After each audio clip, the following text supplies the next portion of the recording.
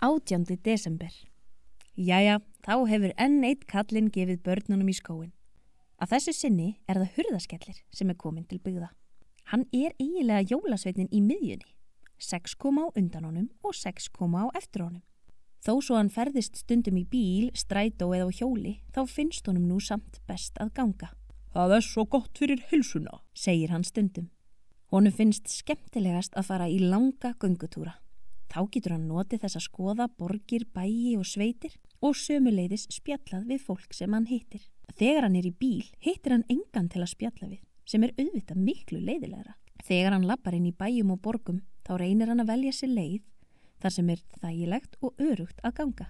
Hann leitar helst að bláu kringlóttu umferðamerki með hvítum hring yst og mynd af fullorðinni mannesku leiða barn í miðjunni.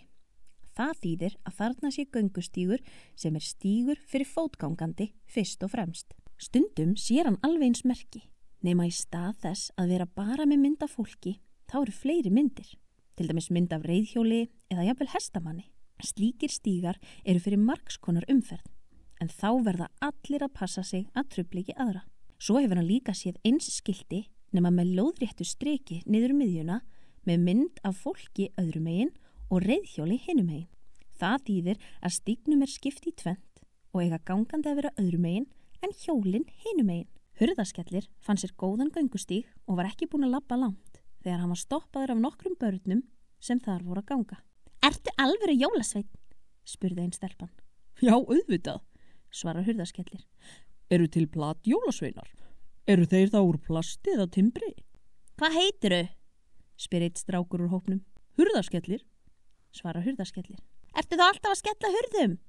Heyrist úr krakkahópnum.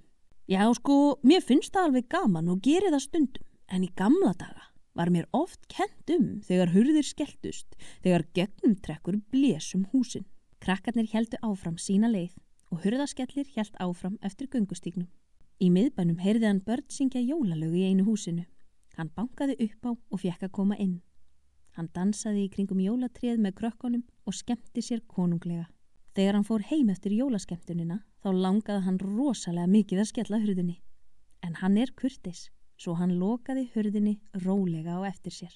Hvernig umferðamerkið sem táknar göngustíg á litin?